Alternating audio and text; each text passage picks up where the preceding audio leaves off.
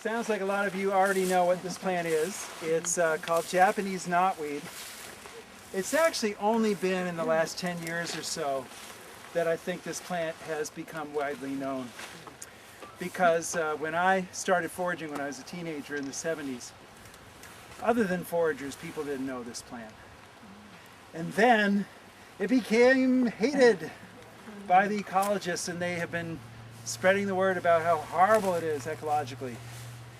And it can be very bad news when it gets established in an area that is heretofore occupied by native species. And this can happen along rivers because rivers are naturally scoured by ice, especially rivers in northern New England. And it creates this bare dirt that's colonized by these rare plants that take advantage of that unusual habitat. And the knotweed loves habitat like that, so it'll form these monoculture stands and crowd out the native species.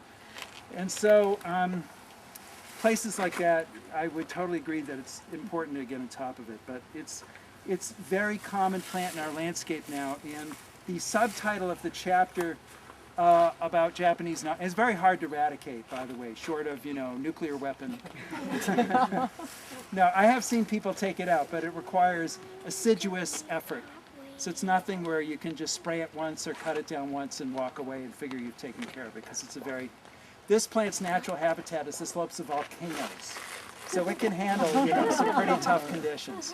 So anyway, so this plant is very, very common, okay? So, and it thrives in disturbance, and one of the places it will grow is, in very, urbanized, compacted areas. So if I were harvesting this plant, I would pick my spots, and I'd pick a spot like this where it's away from, pollution sources. Like I wouldn't pick the patch of knotweed that's growing next to the dumpster by the auto body shop. Okay, I pick a cleaner spot than that. So a patch like this, what's going to happen soon is that all the leaves are going to fall off and the stalks are going to stay up, and it'll look like a reddish brown bamboo. Okay, so like this, that's last year's stock, very bamboo. So a lot of people call this plant Japanese bamboo. It's actually not even a distant cousin to bamboo. It's related to rhubarb. And so, when do you harvest it? So in the spring, in like mid-April to early May, you remember where the knotweed patch is when it's very visible like this. And in the spring, you'll see all these dried bamboo-like stalks with a bunch of shoots coming up in the midst of it. And the shoots will have little reddish dots on the stems. And when the shoots are small, when they're about a foot tall, you can just snap them off at ground level, steam them for a few minutes. You don't have to boil them, and eat them hot or cold like asparagus. But my favorite stage is when the shoots get a little taller, like a foot and a half, 2 feet tall, and that's when they're the wild rhubarb stage. And so I'll go into a patch when the stalks are that tall, and I'm looking for the thickest sprouts I can because I have to peel them. So I'm looking for like 3/4 of an inch thick type sprouts.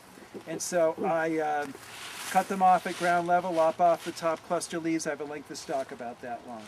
Now the knotweed stalks are hollow, so you don't want to peel too deeply, or also all you have left is a hole. You just want to get that very outer layer off. And then you have this crisp green tube, which you can eat right on the spot. It tastes like it's tart and juicy, kind of like a Granny Smith apple. Or you could chop it up and use it instead of rhubarb in virtually any recipe calling for rhubarb. So if you noticed a pie on the cover of my book, that is a strawberry knotweed pie that I make every year, and just about everybody I serve it to prefer it over strawberry rhubarb pie. It's really, really yummy.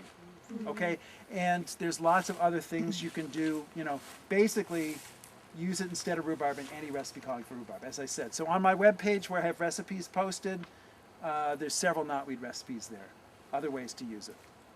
Okay, so the plant grows everywhere. The plant's delicious. That should be enough to get you to try it, but maybe if that doesn't do it, maybe this will do it. Maybe some of you remember, like I do, the program, 60 Minutes program. This is, maybe 2 decades ago, when they were trying to figure out why the French don't all get heart attacks from eating foie gras and buttery croissants and stuff like that. It's the French paradox. Why aren't they all dying of heart attacks? Well, they determined that it was the red wine that they drink with their meals, and they further determined that it's a chemical called resveratrol that's in grape skins, including wild grape skins, by the way. And so they began to do experiments with resveratrol to see what else it was good for. And as of today, I don't mean today, but I mean as of now, you know, the current time, it appears that resveratrol not only lowers your bad cholesterol, but it also appears to be effective against Lyme disease, be effective against cancer, and make you live longer. Wow. So it's like this miracle drug. And as the news is getting out about resveratrol, the pills are flying off the shelves of the various stores that carry them. Well, the commercial source of resveratrol in those pills is Japanese knotweed. And they import the pills from China, which is totally absurd because this plant grows everywhere around here. I mean, the balance of payment deficit is bad enough. We should be making our own resveratrol. So I encourage any of you that are pharmacologists or have friends, you know, please look into that because I think it would be great. So they extract it from the roots, and I know a guy, an herbalist on Cape Cod, that happens to have a patch of knotweed on his property, and he makes a tincture from the roots, and he's treating people with Lyme disease with it, and he's saying he's getting very good results with it. So it's the roots that have the root has but the resveratrol is in the entire plant, and I've been told that you get resveratrol just from eating the plant. Okay? All right, so maybe that'll do it for you. Is the entire plant edible? Leaves and everything? Oh, after the shoot stage, it's not edible. There's nothing poisonous ever about knotweed, but it's just way too tough and bitter to eat now. It's like eating a piece of bamboo. And I don't mean bamboo shoots, I mean, you know, adult bamboo. It's not very digestible. No, it's in the spring. So if you haven't figured this out already, foraging makes you hyper aware of seasonality in a way that we've lost almost complete touch with. You know, we're so used to these days going to the store and buying anything we want any day of the year we want. And in fact, you know, wild food sticks to the seasonality. And so some things have a long season of availability and you can find them for months. And then other things like the knotweed, it's basically like 2 weeks, mid-April to first week of May, and then you just have to wait till that time comes around in the calendar again.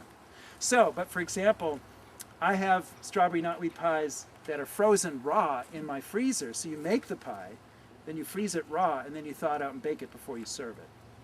So you don't have to just eat knotweed when it's in season. You can do things with it to keep it around for later.